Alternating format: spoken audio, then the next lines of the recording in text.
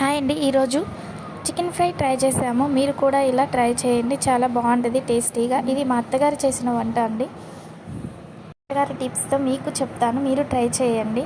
ముందుగా చికెన్ని నీట్గా వాష్ చేసుకున్న తర్వాత దానిలో కొంచెం ఉప్పు పసుపు వేసుకొని నీట్గా మ్యాగ్నేట్ చేసుకోవాలండి. మ్యాగ్నేట్ చేసుకున్న చికెన్ని వేరే ఒక గిన్నెలోకి సర్వ్ చేసుకోవాలి. తర్వాత దాన్ని ఒక అరగంట సేపు నాననివ్వాలండి. ఆ తర్వాత ఇలా కళాయి పెట్టుకొని దాంట్లో ఒక ఉల్లిపాయ ప్లస్ టమాటా వేసి మంచిగా మగ్గనివ్వాలండి. మగ్గిన తర్వాత మనం ఆల్రెడీ మ్యాగ్నేట్ చేసుకున్న చికెన్ని తీసి దీంట్లో ఆ నూనెలో వేయాలండి.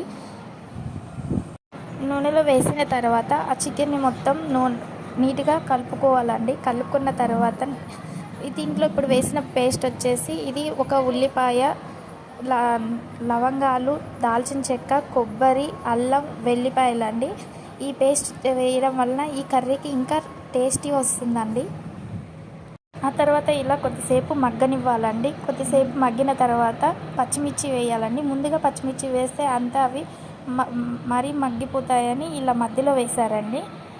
ఇలా మగ్గిన తర్వాత ఇందులో వచ్చిన వాటర్ అంతా ఇంకిపోవాలండి. అప్పుడే కర్రీకి టేస్ట్ వస్తుంది.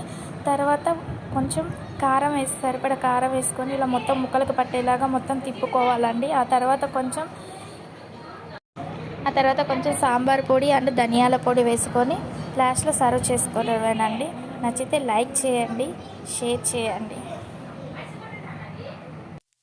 మా నాన్న చేస్తే